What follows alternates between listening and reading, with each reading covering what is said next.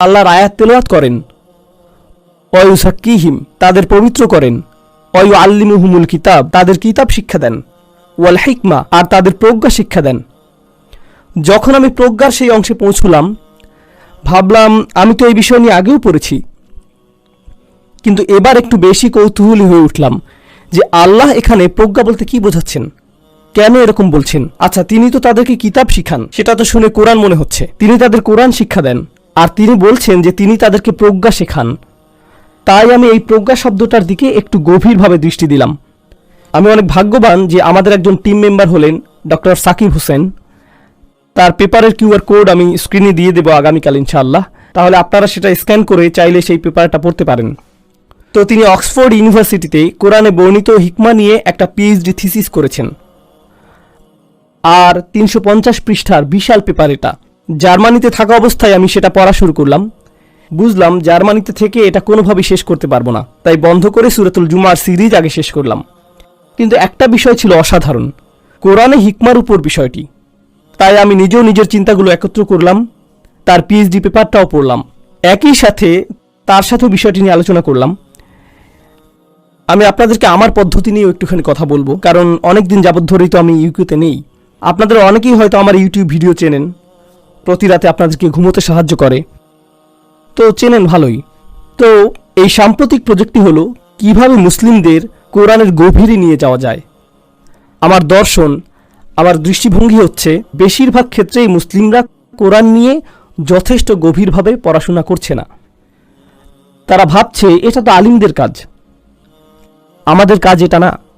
ঠিক, কিন্তু ব্যাপার হলো আল্লাহর নাজিলকৃত প্রত্যেকটি সূরাই হলো দুনিয়ার প্রত্যেক মানুষের জন্য এক একটি উপহার, বিশেষ করে মুসলিমদের জন্য। কোরআন তো শুধুমাত্র আলিমদের জন্য নাজিল হয়নি, কোরআন বিশ্ব মানবতার জন্য নাজিল হয়েছে। আর যখন আল্লাহ আমাদের কোরআন নিয়ে গভীরভাবে চিন্তা করতে বলেন, তিনি শুধু অল্প কয়েকজনকে বলছেন না কিন্তু, বরং যারই হৃদয় আছে তাকেই বলছেন তিনি, মানে সবারই এটা করার কথা। এটার সমস্যা হলো কাজটা কঠিন। আপনি ভাবছেন আপনার তো যথেষ্ট জ্ঞান নেই, কিংবা যখন অনুবাদ পড়ছেন তখন হয়তো কনফিউজ হয়ে যাচ্ছেন, অথবা যখন তাফসির পড়ার চেষ্টা করছেন তখন বিচ্ছিন্ন অনুভূতি হয়, কিংবা আপনি বুঝতে পারেন না এটা কিভাবে বুঝবো, অথবা জানেন না এখান থেকে কি নেব, মানে আপনার নিজের জন্য কি শিক্ষা নেবেন এখান থেকে, তাই না? কেমন যেন একরকম। আপনারা জানেন যে আলিমদের নিজস্ব এক ধরনের গিকি ভাষা আছে, মানে তারা নিজেরা নিজেদের মধ্যে পাণ্ডিত্যপূর্ণ ভাষায় কথা বলে। সাধারণ মানুষ যেভাবে বলে সেটা ওরকম না কিন্তু, মানে আমি নিজেকে সাধারণ ভাবতে পছন্দ করি সব সময়। কিন্তু বিষয় হলো আমরা তো আলিমদের সেরকম পাণ্ডিত্যপূর্ণ ভাষায় কথা বলি না। তো ঠিক আছে, আমি আপনাদের সেই পিএইচডি পেপারের লিঙ্ক দিয়ে দেব, কিন্তু সেখানে তিনি এমন সব শব্দ ব্যবহার করেছেন যে আমাকেই কিছুক্ষণ পর পর ডিকশনারি দেখতে হয়েছে, বুঝতে পারছেন? যখনই আমি মনে করি যে আমি তো ইংরেজি ভাষা ভালোই পারি, তখন সাকিব হোসেনের পেপার পড়ি আর বুঝি যে আমি ইংরেজি পারিই না। অক্সফোর্ডের লোকেরা যে কি! তো আমি ঠিক করলাম যে আমি এই রিসার্চ পেপারটি পড়ব, আলিমদের সাথে বিস্তারিত আলোচনা করব, মানে যারা অনেক উঁচু পর্যায়ের আলিম। এরপর আমি দেখাবো যে একজন 16 বছর বয়সী কাউকে বোঝাতে হলে কি করতে হয়, মানে এই কঠিন আর পাণ্ডিত্যপূর্ণ জিনিস কোন ভাষায় প্রকাশ করলে সবাই ব্যাপারটা বুঝতে পারবে। আর আমি আপনাদের সত্যি সত্যি বলছি, এই প্রজেক্টে আমি শুধুমাত্র আংশিকভাবেই সফল হয়েছি।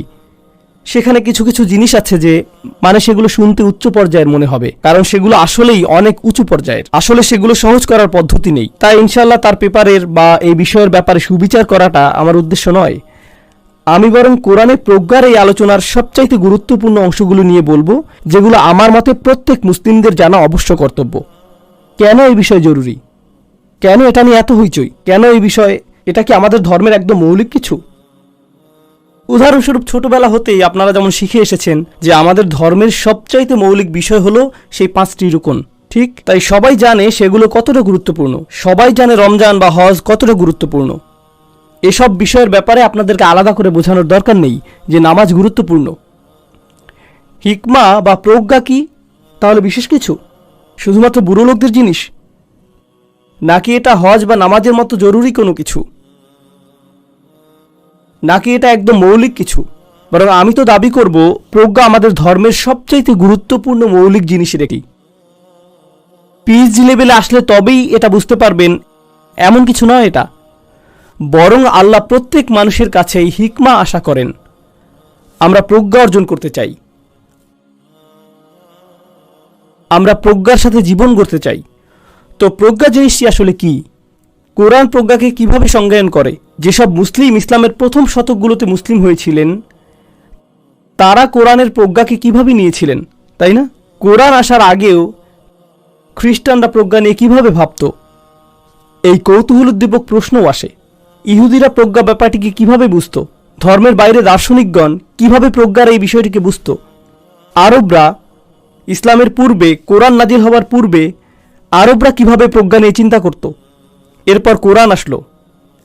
এখন কোরআনের তো বিভিন্ন রকম শ্রোতা, আর বিভিন্ন রকম শ্রোতার প্রেক্ষাপটও ভিন্ন ভিন্ন, ঠিক? তাহলে কোরআন এসে কিভাবে মানুষদের সাথে প্রজ্ঞা নিয়ে কথা বলল? এত মানুষের তো তাহলে বিভিন্ন সংজ্ঞা থাকবে, ঠিক না? তাই কল্পনা করুন আপনি শ্রোতাদের মাঝে বসে আছেন, শ্রোতাদের মধ্যে একজন খ্রিস্টানও আছে, সেখানে ইহুদিও আছে, হিন্দুও আছে।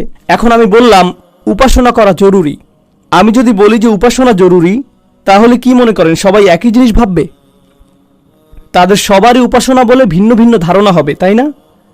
তাই যখন আমি প্রজ্ঞা শব্দটি বলবো, যেই ব্যক্তি দর্শনে পড়ে আসছে সে যখন শুনবে তখন তার কাছে সেটা ভিন্ন কিছু একটা হবে। অন্য কেউ যে সাহিত্য পড়েছে তার মাথায় ভিন্ন কিছু আসবে। প্রত্যেকেরই একই শব্দের ভিন্ন ভিন্ন সংজ্ঞা হবে। আর কোরআন এসে এই সাধারণ শব্দটি ব্যবহার করেছে। যদিও যেসব মানুষ এই কোরআন শুনছে তাদের কেউ কেউ মূর্তি পূজা করে, যেমন আরবের মুশরিকরা, কেউ কেউ খ্রিস্টান, কেউ কেউ আবার ইহুদি, অনেকে আবার আজ্ঞেয়বাদী, তাই না? কেউ কেউ আবার শুধুই দার্শনিক, আবার অনেকে শুধু কবি। আর আল্লাহ তাদের সবার সাথে কথা বলছেন, আর সেই সাথে আল্লাহ আমাদের সবার সাথেও কথা বলছেন, ঠিক? আর তিনি এই সাধারণ শব্দ ব্যবহার করছেন প্রজ্ঞা। তাই এই জিনিসটি উদ্ঘাটন করা আমাদের জন্য জরুরি হয়ে উঠেছে। তো এখন এটা নিয়ে শুরু করব, তার আগে সতর্ক করে দেই, আজকে হবে বিরক্তিকর দিন, কাল হবে মজার, এটাই পরিকল্পনা। আমার পরিকল্পনা হলো আজকের দিনে বিরক্তিকর জিনিস বলে আগামীকাল মজার জিনিসে যাব। এভাবে কালও আপনাদেরকে আসতে রাজি করাতে পারবো। আবার ঘটনা সম্পূর্ণ বিপরীত হতে পারে, এতটাই খারাপ হতে পারে যে হয়তো আপনারা বলবেন, ও এটা এত বিরক্তিকর ছিল, আর করতে পারবো না, ঠিক? তাই যে কোনো কিছু হতে পারে, কিন্তু আপাতত এই পরীক্ষাটি করে দেখি কি হয়। ঠিক আছে, তাহলে সূচনামূলক বক্তব্য দিয়ে শুরু করি। সাধারণত আমি পাওয়ার পয়েন্ট স্লাইড ব্যবহার করি না, তবে ইদানিং বেশি বেশি করছি। এটা আপনাদের জন্য করি না, নিজের জন্যই করি, যেন খেয়াল করে যা কিছু আলোচনা করতে চাই তার কোনো কিছু বাদ না পড়ে যায়। তাই আমি যেসব স্লাইড দেখাবো আপনাদের, ইচ্ছে হলে সেগুলোর ছবি তুলে নিতে পারবেন। আমি জানি কখনোই সেগুলো আর দেখবেন না, আমি আপনাদেরকে চিনি। কখনোই বলবেন না আচ্ছা সেদিন যেসব ছবি তুলে এনেছিলাম সেগুলো দেখে দেখে চিন্তা ভাবনা করি, হবে না এরকম। এটা শেষে আপনারা টিকটকে গিয়ে কোন বিড়াল পিয়ানো বাজাচ্ছে তা দেখা শুরু করবেন, এটাই করেন আপনারা। তার চাইতে বরং বাস্তবিক হই, ঠিক আছে? আপনারা স্ক্রিনে দেখতে পান, আপনাদের দেখাতে চাচ্ছি যে নবীজি সাল্লাল্লাহু আলাইহি সাল্লামকে মানুষকে আল্লাহর দিকে ডাকার মিশন দেয়া হয়েছিল, তাই না? আল্লাহর পথে মানুষকে ডাকতে, সহজ কাজ, কিন্তু আল্লাহ সেটা তাকে কিভাবে বললেন? উদাহরণস্বরূপ আল্লাহ তাকে বলছেন উদউ ইলা সাবিলি রব্বিক বিল হিকমা, তোমার রবের দিকে ডাকো হিকমতের সাথে। এখানে আমি প্রজ্ঞা শব্দটি ব্যবহার করব, প্রজ্ঞার মাধ্যমে তোমার প্রভুর দিকে ডাকো। নবী সাল্লাল্লাহু আলাইহি সাল্লামের মিশন হলো মানুষকে আল্লাহর দিকে ডাকা, আর আল্লাহ বলছেন তোমাকে এই একটি অস্ত্র দিয়ে এটা করতে হবে। কোন অস্ত্র? প্রজ্ঞা। আর আসলে এখানে সাথের মানে হলো তোমাকে প্রজ্ঞার সাথে করতেই হবে, অর্থাৎ মানুষকে ডাকার পদ্ধতি সম্পূর্ণ প্রজ্ঞার সাথে অবশ্যই হতে হবে। একই সাথে তাদের ডাকার সময় যা যা বলবে সেটাও প্রজ্ঞাপূর্ণ হতে হবে। যেভাবে ডাকবে সেটা যেমন প্রজ্ঞাময় হতে হবে, তেমনি যা বলে ডাকবে সেটাও প্রজ্ঞায় পরিপূর্ণ হতে হবে। দেখুন, যেহেতু আমি একজন মনোবিজ্ঞানের ছাত্র আর এখানেও মনোবিজ্ঞানের কিছু বিষয় আছে, তাই সেটা বুঝিয়ে বলছি। আমি যদি আমার বাচ্চাকে কথা শুনতে বলি, তবে কয়েকভাবে তাকে বলতে পারি, এখানে আসতে কিংবা এখানে বসতে। ঠিক কিছু কিছু বাবা মারা জানেন আমি কি বলতে চাচ্ছি। তো আপনার সন্তান যদি দুষ্টুমি করে বা কথা না শুনে আর আপনি চান যে সে চুপ করে বসুক, কয়েকভাবে বলতে পারেন। পৃথিবীর নির্দিষ্ট দেশের মানুষ হলে আপনি একভাবে করতে পারেন, যেমন তার দিকে অগ্নিশর্মা দৃষ্টি দিয়ে বলতে পারেন এই, আর এটাই যথেষ্ট, ঠিক? বা আপনি যদি মা হন তবে বলতে পারেন তোর বাপকে আজ জানাচ্ছি, অপেক্ষা কর। সেটাই ছেলেবেলার জন্য যথেষ্ট, একদম যথেষ্ট। মানে আখিরাত মনে করিয়ে দেবার জন্য ছেলের জন্য সেটাই যথেষ্ট, সে চুপ করে যাবে, ঠিক? কিন্তু জানেন কি, বাচ্চা যদি এখন আপনার কথা শুনেও থাকে, সে বুঝে নিয়েছে যে শুধুমাত্র যখন কোনো শাস্তির ভয় থাকবে তখনই কথা শুনতে হয়। ঠিক তাই শাস্তির ভয় না থাকলে আমার কিসের দরকার নেই?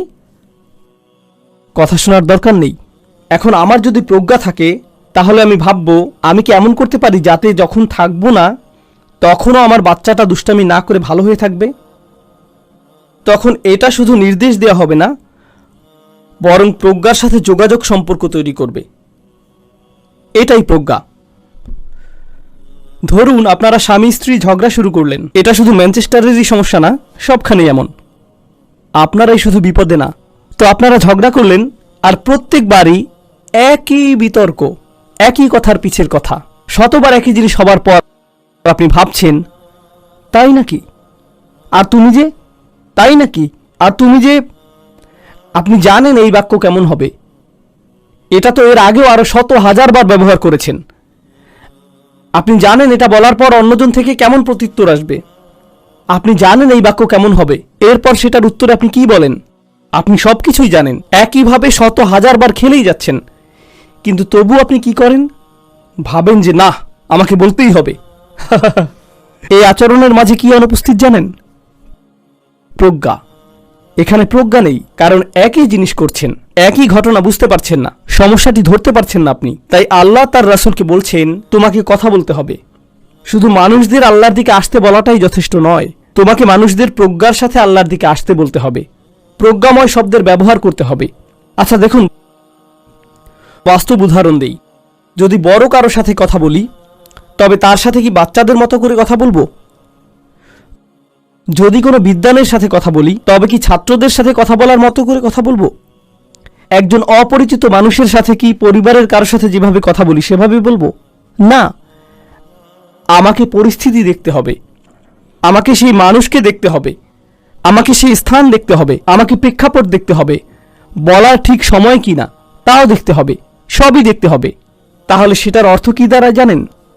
প্রজ্ঞার দাবি হলো যদি আপনি আল্লাহর পথে দায়ী হন, তাহলে আপনাকে পরিস্থিতি সম্পর্কে খুব ভালো জানা থাকতে হবে।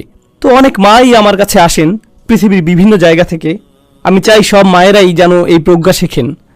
তারা বলেন আমার ছেলে কথা শুনতো, আমার মেয়ে আমার কথা শুনতো, এখন জানি না কি হয়ে গেল, আমার কথা আর শোনে না, নামাজ পড়তে বলি নামাজ পড়ে না।